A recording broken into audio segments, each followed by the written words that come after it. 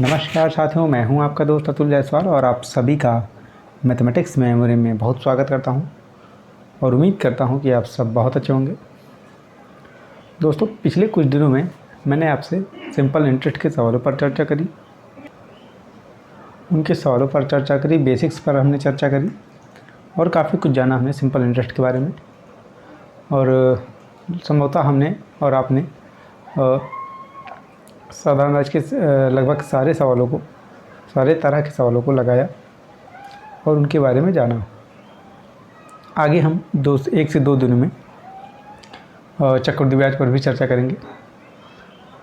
CI मतलब कि compound interest के बारे में क्या है वो, उनका क्या है बेसिक्स और कैसे कैसे सवाल जो एग्ज़ाम्स में पूछे जाते हैं उन सभी पर मैं चर्चा करूंगा आपसे।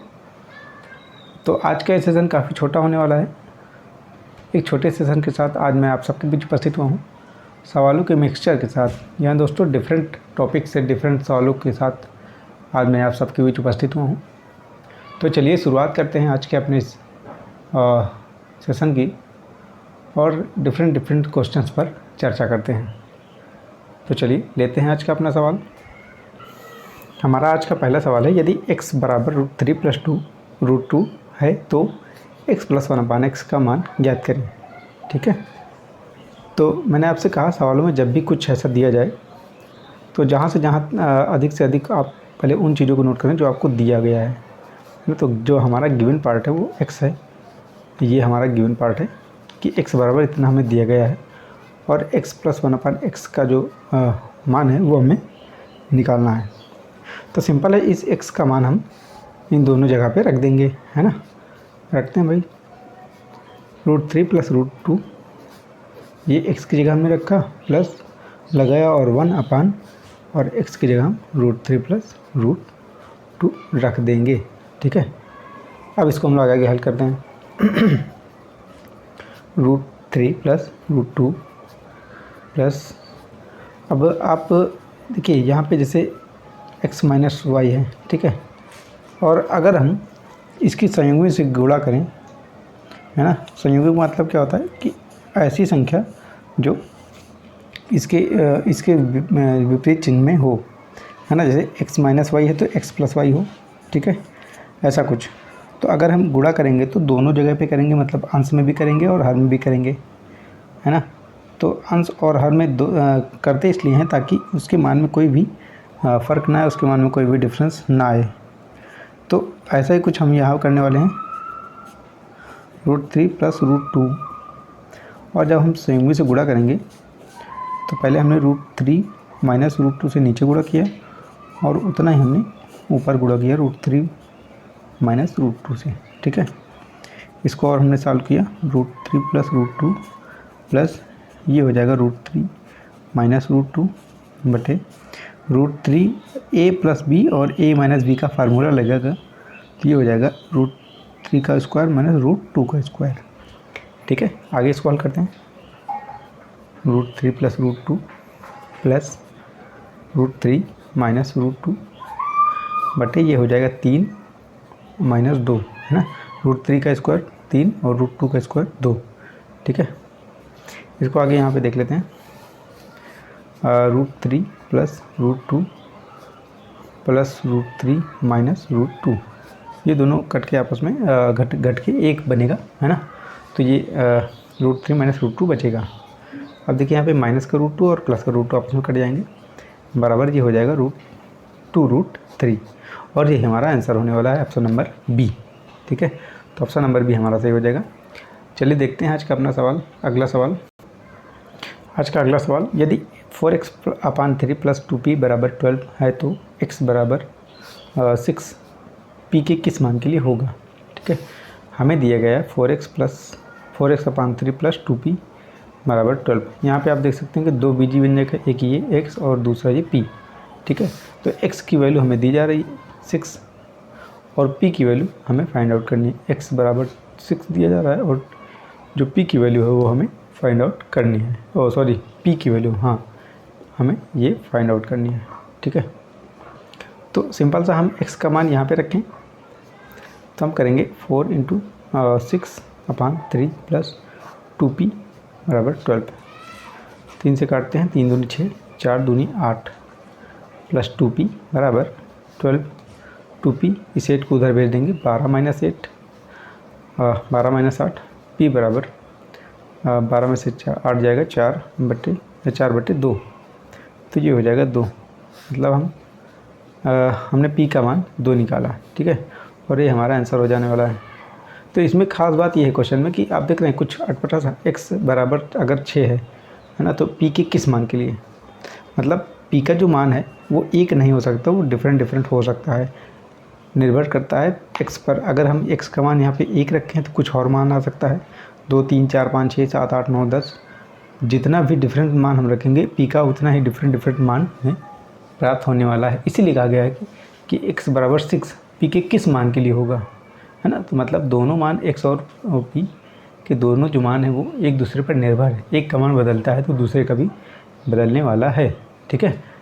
आइए लेते हैं अपना अगला सवाल। अगला सवाल हमारा प्रतिशत पर आधारित है। यदि m का 10% n के 20% के बराबर है तो m अनुपात n का मान क्या होगा, ठीक है।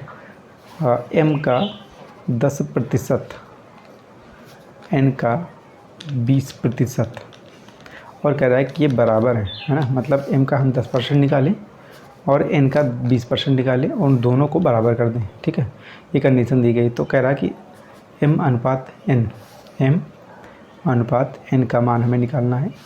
इसे हम n बटे n भी कह सकते हैं ना, ठीक है। तो हमें ये चीज़ निकालना है, m बटे n कहें या m अनुपात n कहें, बात दोनों एक ही है, ठीक है। आइए इसे सॉल्व करते हैं। m का मतलब आपको पता है कि गुणा होता है, और 10% का मतलब 10/100, और ये बराबर हो जाएगा n का मतलब गुणा 20/100, ठीक है। सिंपल सा सॉल्व करते हैं इसको, 100 से 100 कैंसिल हो जाएगा और 0 से 0 जाने वाला है। m और n को एक जगह लाते हैं, m बटे n बराबर ये 2/1 है ना। तो यही हमारा आंसर होने वाला है। और अगर हम इसे अनुपात के रूप में लिखना चाहें तो m अनुपात 1 n बराबर 2/1, ठीक है। यानी कि ये हमारा फाइनल आंसर है 2/1। ऑप्शन नंबर ए हमारा सही हो जाएगा, ऑप्शन नंबर ए हमारा राइट हो जाएगा। चलिए बढ़ते हैं आगे। हमारा अगला सवाल है, किस संख्या का 18% 75 के 12% के बराबर होगा, ठीक है। कोई संख्या है, उसका 18% हम निकालें, उसके बाद हम 75 का 12% निकालें, दोनों बराबर हैं, तो हमसे कहा जा रहा है कि वो संख्या कौन सी है, ठीक है। यही तो हमसे पूछा जा रहा है। तो हम पहले मान लेते हैं कि संख्या हमने ए मान लिया कि वो संख्या ए है, ठीक है। अब हम क्या करें, ए का मान निकाल लें। तो हमसे कहा जा रहा है ए का 18% बराबर है 75 के 12%, ठीक है। का मतलब पता है आपको, गुणा, ठीक है। तो a इंटू 18/100 और 75 गुणे 12/100। सिंपल सा इसको सॉल्व करें केवल, 6 दूनी 12, 6 त्रिक 18, ठीक है। 3 से काटते हैं 75 को, 25 3 75, यानी कि सिंपल हम कह सकते हैं कि ए का जो मान है वो 25 आया, ठीक है। ये हम कहते हैं कि संख्या जो हमारी प्राप्त हुई वो 25 के बराबर प्राप्त हुई। संख्या ये 2 भी तो है भाई, तो ये 25 गुणे 2 हो जाएगा, ठीक है। तो ये हो जाएगा 50। तो संख्या हमारी 50 के बराबर हो जाएगी, ठीक है। तो ऑप्शन नंबर ए हमारा सही होने वाला है। तो आगे बढ़ते हैं और लेते हैं आज का अपना अगला सवाल। अगला सवाल हमारा है रेशियो और प्रोपोर्शन पर आधारित, अनुपात और समानुपात पर आधारित।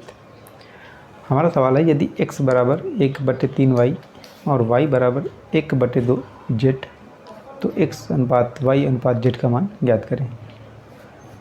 x बराबर 1/3y इंटू वाई, ठीक है। इसको अगर हम लिखें x बटे वाई बराबर 1/3, या इसी को हम कहें x अनुपात y बराबर 1/3, ठीक है। अगला कंडीशन लेते हैं, y बराबर 1/2z, ठीक है। अगर हम y/z करें तो हो जाएगा 1/2, और अगर y अनुपात z इसी को लिखें तो 1/2, ठीक है। अब हमें कहा जा रहा है x अनुपात y अनुपात z। देखिए अनुपात दोनों यहाँ पे दिए गए हैं, लेकिन चूँकि ये x और y के लिए केवल है ना, और ये y और z के लिए है ना, तभी तो y का और x देखिए यहाँ पे डिफरेंट वैल्यू दी गई है ना। यहाँ पर y का जो मान है वो 3 है और यहाँ पर 1 है, ठीक है। तो इन तीनों को ऐसा कुछ करना है कि तीनों सम में आ जाएँ, तीनों एक जैसे, मतलब जो नियम लागू हो, जो रूल्स लागू हो तीनों के लिए हो, ऐसा कुछ हमें बनाना है। तो हम सिंपल सा, मैं आपको पहले ही बता चुका हूँ कि अनुपात समानुपात का जब मैंने आपको चैप्टर पढ़ाया था उस समय मैंने आपको बताया था कि कैसे उसको निकालते हैं, ठीक है। तो इसका मान हम पहले रखें 1:3 और नीचे रखेंगे तो इसका मान नीचे रखेंगे, जस्ट उसी के नीचे y/z है तो y के नीचे y और z के नीचे z का मान 2, ठीक है। इसको हम लोग दाहिनी तरफ बढ़ा लेते हैं और इसको बाईं तरफ बढ़ाते हैं ये। अब इसको क्या करेंगे, हम लोग गुणा कर लेंगे आपस में, ये हो जाएगा 1 × 1 1 और 3 × 1 3 और 3 × 2 6, ठीक है। तो हम कह सकते हैं कि x/y/z बराबर 1:3:6, ठीक है। यही हमारा फाइनल आंसर भी होने वाला है। तो आई होप आप सबको समझ में आ गया होगा। तो ऑप्शन नंबर ये 1:3:6 ऑप्शन नंबर सी हमारा सही होने वाला है। तो ये था आज का हमारा छोटा सा सेशन आपको कैसा लगा और पुरानी वीडियोस आपको कैसी लग रही हैं, उन पर भी आप बिल्कुल हमें कमेंट सेक्शन में अपनी राय दें।